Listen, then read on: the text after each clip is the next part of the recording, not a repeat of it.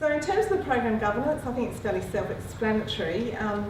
That we have, obviously, clinical leadership is absolutely critical to Health Pathways, and locally for us, that's with our Health Pathways South Australia team, and the clinical work groups inform the localisation pathway through discussion on what's working well, what's not working well, and where there are opportunities for improvement. The Health Pathways team formally reports through to a steering committee, of which has CEO and executive level representation from all of our 3 partner organisations, and the steering committee reports up to a high-level strategic partnership committee between SA Health and the PHNs. So the team. So I'm very fortunate to have a very skilled and experienced team. They've come on board over the last probably 1 to 2 weeks, the bulk of them, and I would just like to introduce them all now because I think it's very exciting. So we have our GP clinical editors, which you've heard reference to over the course of the evening, and we have Dr. Chris Moy.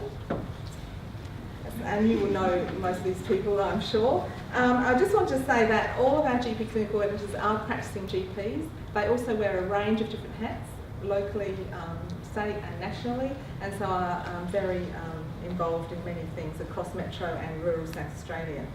So Dr. Nizam, sorry, Rifat, thank you, stumbling over that one. Dr. Lena Williams. Dr. Simon Lockwood, oh great.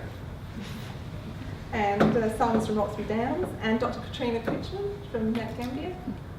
And then we have our clinical coordinators, and you've heard reference to these roles as well. I'm very privileged to have 4 clinical coordinators across our organisations who bring a wealth of experience and knowledge of the health services across our state.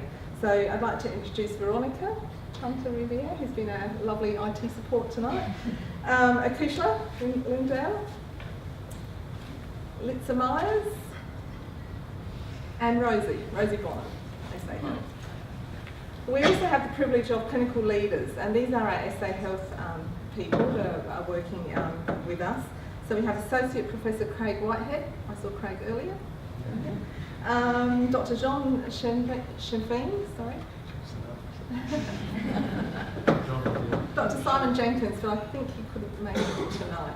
So I think you know him from Northern Adelaide Local Health Network. Deborah Moen, she's not here tonight, she's an apology.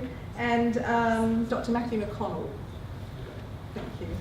And then providing some of that whole of program support is Bernie Cummins, Director of Outpatients and Intermediate Care from the department, Helen Exley from Country SAPHN, and myself.